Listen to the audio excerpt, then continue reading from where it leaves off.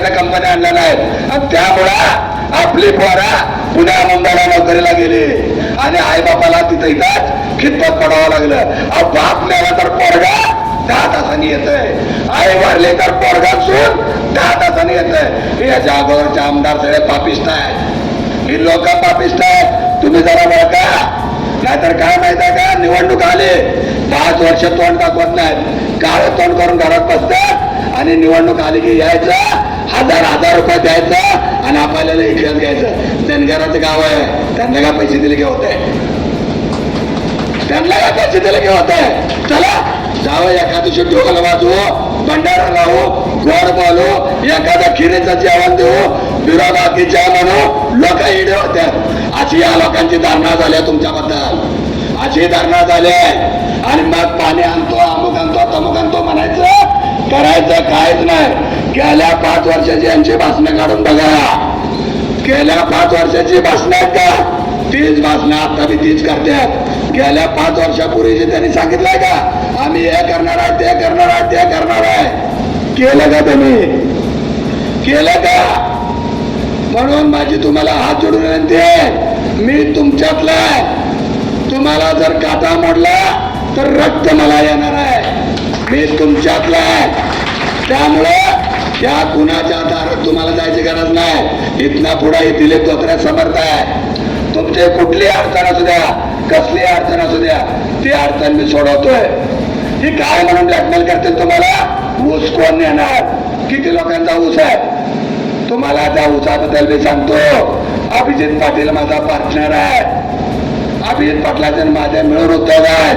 त्यामुळे विठ्ठल साखर कारखाना हा खंबीर आहे तुमचा ऊस न्यायला, मी खंबीर आहे. तुम्हाला कर्जाचा विषय, माझी बँक आहे, मी स्वतः चेअरमन आहे. आपल्या लोकांनी माझ्याकडे यायचं, हे काही हेल्पडत काम होणार.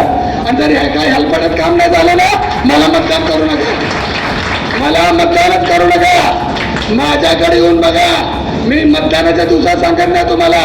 आत्ताच उद्या सकाळी या धनाळीतल्या कुठल्याही वडीलधारी मंडळी असू द्या, माता भगिनी असू द्या, तरुण मित्र असू दे, तुमचा विषय घेऊन, तुमचा प्रश्न घेऊन माझ्याकडे या. हे काय हेल्पटात जर तुमचं नाही काम केलं ना, मला एक मत देऊ नका. मी असं करणार आहे म्हणून सांगणार नाही, केल्यावर मला मत द्या, मी काम केल्यावर मला मत द्या. आता तुम्ही या ठिकाणी या गावचा कुठलाही प्रश्न सांगा, 100% मी सोडवणार. इलेक्शनच्या अगोदर मी यांच्यासारखा पुरठा आणि लबाड नाही की इलेक्शन झाल्यावर बघू, मतदान करा मग असं करू, असं नाही. तुम्ही अगोदर मला सांगा, 100% मी तुमचा प्रश्न सोडवणार. तुमची कसली या ठिकाणी सगळे तरुण मित्र बसल्यात, तुम्हाला कुठली बी अडचण असू द्या, मला काय म्हणायचं तुमच्या लक्षात आले. आपला माणूस ओळखा, आपल्या जवळचा माणूस कोण आहे ओळखा, आपल्या घरातला माणूस कोण आहे ओळखा, आपल्या सुखदुःखात कोण येणार आहे हे ओळखा. लबाड लांडग्यांच्या बळी पडू नका, लबाड लोकांपासून सावध राहा. मी तुम्हाला या ठिकाणी सगळ्या प्रकारची मदत करायला तयार आहे. तुम्ही कुठलीही मदत मागा. जर मी नाही मदत केली ना, तर मी तुम्हाला सांगितलंय की मला मत करू नका. ती माणसं आल्यानंतर मी त्यांना विचारा की आमचं हे काम आहे आणि हे तू आता काम कर, मग तुला आम्ही मतदान करणार आहे. ती माझ्यासारखं या देवळात उभं राहून ते चॅलेंज स्वीकारतात का बघा, त्याने देखील चॅलेंज स्वीकारलं पाहिजे ना. जसं मी सांगतोय की माझ्याकडे या, मी अगोदर काम करतो आणि मग मला मतदान करा, ते असं बोलतात का बघा. पाहुणे कोण आणि हे करून मी असं केलं मी तसं केलं, सगळं खोटं. 100 कोटी आणले, 200 कोटी आणले, 500 कोटी. अरे महाराष्ट्र सरकारकडे कागद आणायला पैसे नाही, रुपयाला महाग असलेलं महाराष्ट्र सरकार आहे आणि हे कुठल्या निधी आणणार 3-3 हजार कोटी, सगळं खोटं. 3000 कोटी जर निधी आणला आपल्या मतदारसंघात, तुमच्या कोटी गावात 30 कोटी रुपये आलेत का, आलेत का 30 कोटी रुपये दिलात का, तुमच्या पदरात पडलात का. अरे 30 कोटी आलं तर तानाळे गाव सोन्याचं होईल की, सगळ्यांची घरं सोन्याची होतील की. मग या लबाडांना तुम्ही विचारत नाही का, अरे किती लबाड बोलतोय म्हणा. या लबाडापासून सावध राहा.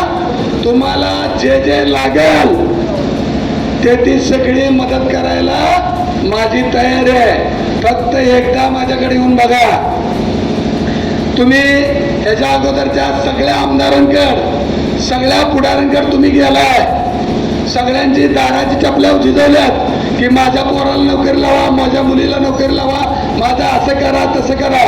त्यांनी काय केलंय मला माहित नाही. माझ्याकडे एकदा येऊन बघा, 100% या ठिकाणी मदत करेन असं मी या ठिकाणी तुम्हाला बजरंग बलीच्या समोर या ठिकाणी वचन देतो. आणि मी स्वतः बजरंग बलीचा भक्त आहे, मी स्वतः बजरंग बलीचा भक्त आहे. त्यामुळे या ठिकाणी निश्चितपणे तुमच्या सगळ्या प्रश्नाची सोडवणूक करण्यासाठी मी या ठिकाणी तयार आहे, तत्पर आहे. तुमचा आशीर्वाद, तुमची साथ माझ्या पाठीशी कायमपणे या ठिकाणी राहू द्या. येणाऱ्या निवडणुकीमध्ये माझं चिन्ह आहे रेल्वे इंजिन. रेल्वे इंजिनला या ठिकाणी निवडून द्यायचं आहे आणि आपल्या सगळ्यांचं भलं करून घ्यायचं आहे. एवढेच या ठिकाणी मी सांगतो आणि थांबतो. धन्यवाद. जय हिंद, जय महाराष्ट्र.